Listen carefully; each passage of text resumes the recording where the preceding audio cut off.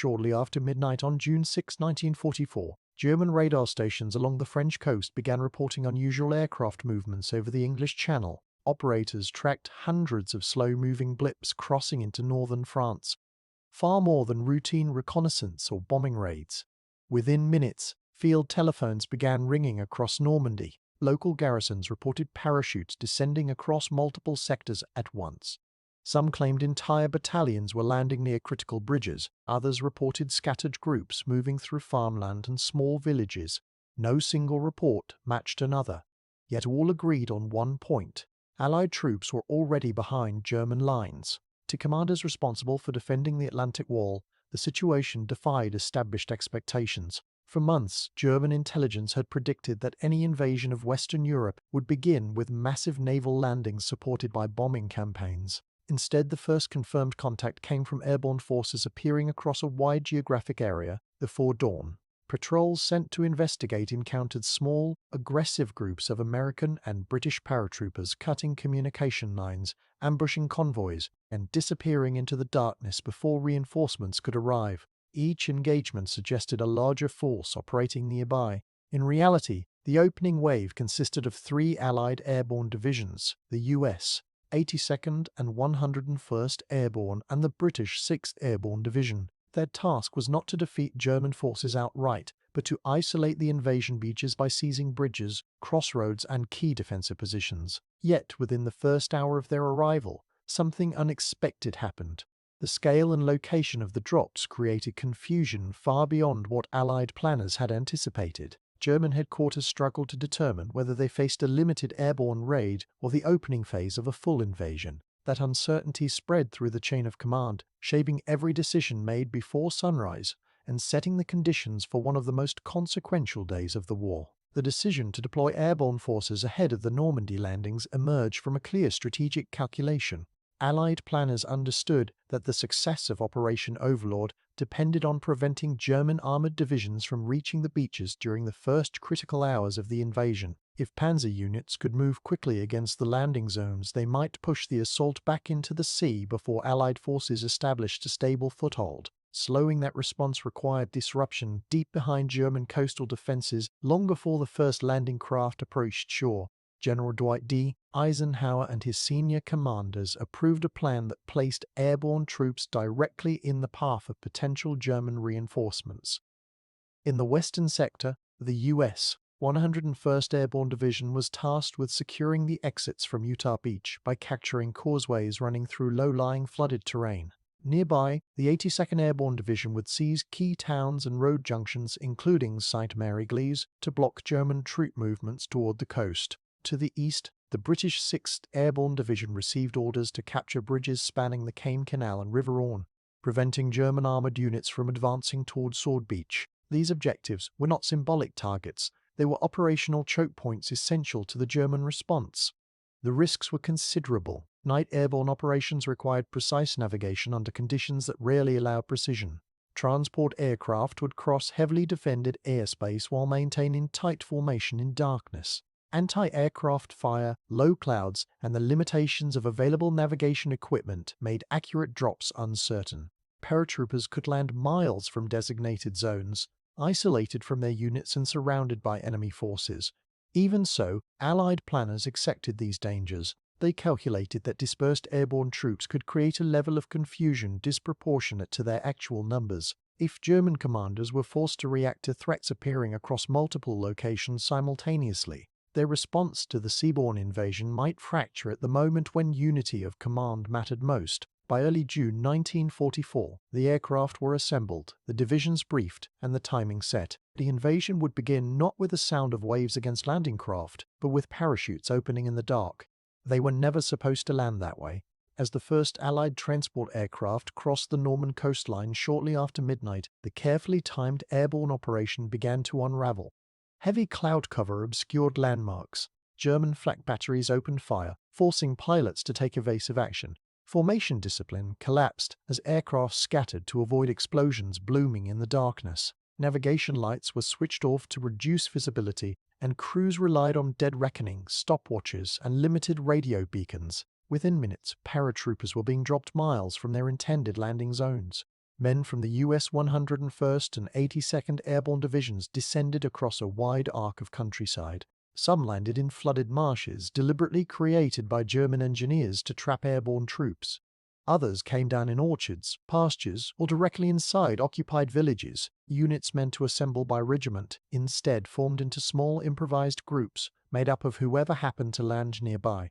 Officers searched for subordinates. Enlisted men searched for weapons containers lost in the dark. Radios failed, maps were soaked, and planned objectives dissolved into guesswork.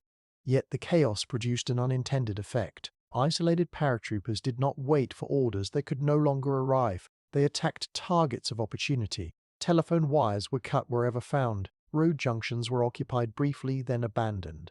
Road signs were removed, reversed, or destroyed. German patrols encountered armed Americans and British soldiers in places they believed were secure rear areas. Each encounter generated a new report, and each report suggested a larger force operating nearby. What German commanders received by radio and telephone were fragments. Paratroopers sighted here. Bridges threatened there. Gunfire reported in villages not marked on invasion maps. No clear pattern emerged. What began as a navigational failure for the Allies rapidly became an intelligence nightmare for the defenders. The scattered drops created the illusion of a broad, coordinated airborne offensive. In the absence of clarity, German commanders prepared for a threat that appeared far greater than reality, setting the stage for decisions that would soon compound their uncertainty. As the night wore on, German command posts across Normandy struggled to make sense of the growing volume of reports. Some frontline units claimed entire airborne battalions were operating near critical towns.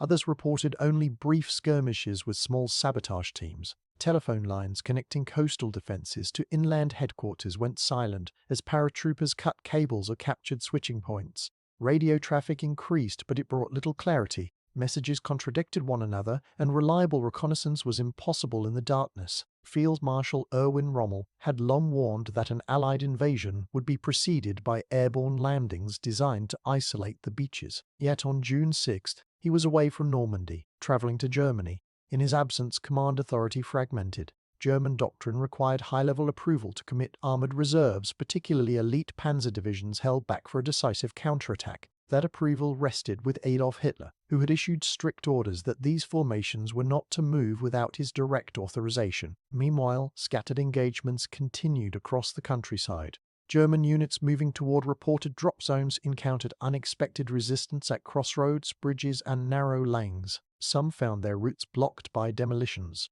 Others ran into ambushes, mounted by small groups of airborne troops using captured weapons or light anti-tank arms. Each clash reinforced the impression that large Allied formations were already operating deep behind the front. As dawn approached, German commanders faced a battlefield filled with conflicting signals. They could not yet see the invasion fleet offshore, but reports from the rear suggested that Normandy was already compromised.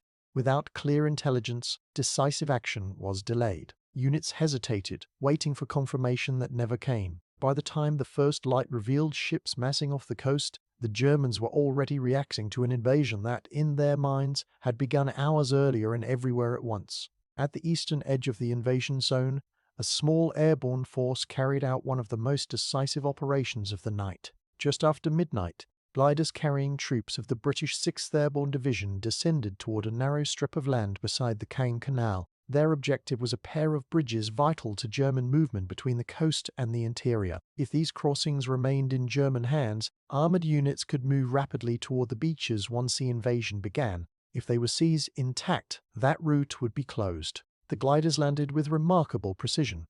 Within minutes, British airborne troops overwhelmed the surprised German defenders and secured the bridges before demolition charges could be detonated. Engineers immediately began reinforcing the position, preparing for counterattacks that would inevitably follow. Nearby crossings over the River Orne were captured soon after, creating a defensive line that blocked German armored movement from the east. These operations were not large in scale, but their strategic impact was immense. Entire German formations would be forced to reroute or delay their advance. Further west, American paratroopers fought to secure the narrow causeways leading inland from Utah Beach. The terrain heavily favored the defenders. Flooded lowlands left only raised roads passable for vehicles, turning each causeway into a natural choke point. Small groups of airborne troops established defensive positions along these routes, using machine guns, mines, and bazookas to harass German units attempting to move toward the coast. Each engagement slowed the German response by minutes that would soon become hours. German commanders attempting to coordinate a counterattack found their movement increasingly restricted. Reports of destroyed bridges and contested roads forced units to divert, regroup, and reassess. Every delay reduced the likelihood of a swift, concentrated strike against the landing beaches. As the first light of June 6 revealed Allied ships massing offshore, the airborne troops holding those crossings had already begun to shape the battle in ways far beyond their numbers. By the time the first reports of seaborne landings reached German headquarters after dawn, the situation across Normandy had already become deeply confused. Commanders understood that an invasion was underway, but they remained uncertain about its true scale and primary objective. Allied deception operations conducted in the months before June 1944 had convinced many German leaders that the main invasion would strike the Pas-de-Calais region. Even as fighting intensified in Normandy, some senior officers believed the landings there might still represent a diversion.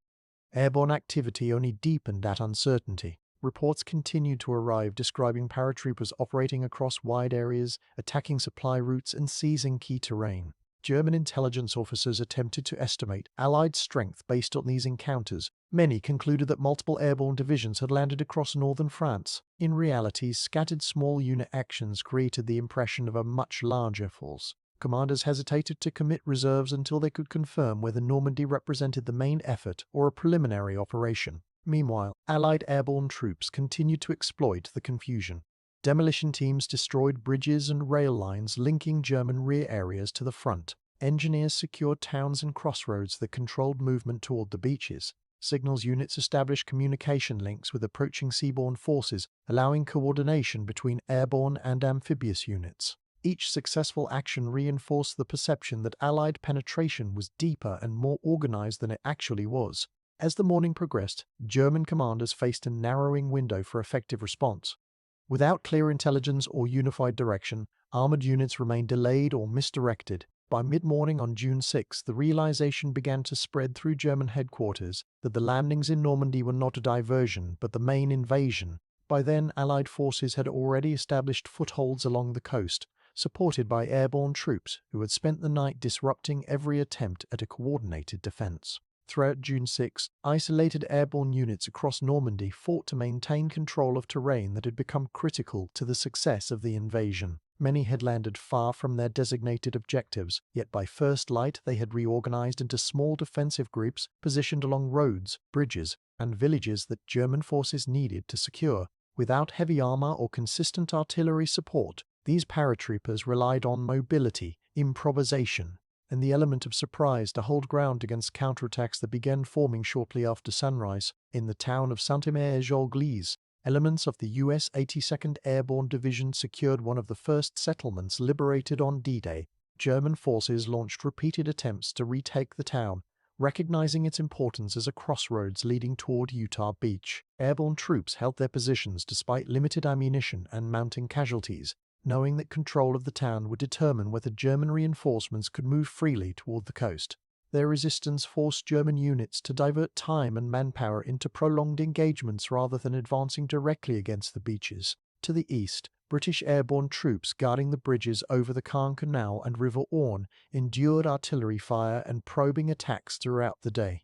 These crossings became fixed points in a fluid battlefield, preventing German armored formations from launching immediate counterattacks against Sword Beach. Reinforcements from seaborne forces gradually linked up with the airborne defenders, strengthening positions that had been held for hours by small isolated groups. By evening, Allied beachheads had stabilized. Infantry, armor, and supplies flowed ashore in increasing numbers, linking with airborne units that had fought since midnight. The scattered landings that once seemed chaotic had achieved their purpose. German commanders, forced to react to threats appearing across multiple sectors, were unable to concentrate their strength at any single point. The airborne forces had not defeated German defenses outright, but they had bought time that allowed the invasion to take root and expand beyond the fragile foothold of its first hours. In the days and weeks following June 6th, German commanders began assessing how the opening hours of the invasion had unfolded so rapidly against them. Their defensive plans along the Atlantic Wall had assumed that any major assault would be clearly identifiable and geographically concentrated. Instead, the airborne landings created a battlefield defined by uncertainty. Reports from across Normandy had suggested a far larger Allied presence than actually existed, complicating efforts to form a unified response at the moment when speed and coordination were most critical. The psychological effect of airborne troops appearing deep behind defensive lines proved as significant as their physical impact. German units tasked with moving toward the beaches encountered ambushes, demolished bridges, and blocked roads long before reaching the front. Communications between headquarters and field units broke down as telephone lines were cut and radio messages contradicted one another. Commanders hesitated to commit reserves without clear intelligence, and that hesitation delayed counterattacks that might otherwise have threatened the vulnerable landing forces. Historians would later debate whether the airborne operations achieved every planned objective. Many units landed off course, some missions suffered heavy casualties, yet the broader outcome remained clear. By the time German command fully understood the scale and location of the invasion, Allied forces had already secured positions along the coast and established defensive perimeters inland. The shock created by airborne landings before dawn had fractured the German response at the decisive moment. As night fell on June 6, parachutes still hung from church towers and hedgerows across Normandy, silent markers of how the battle had begun. The invasion that would liberate Western Europe did not start with soldiers stepping onto beaches. It began hours earlier, in darkness and confusion, when Allied paratroopers descended into the unknown and forced an entire command structure to fight a battle it could not yet fully see.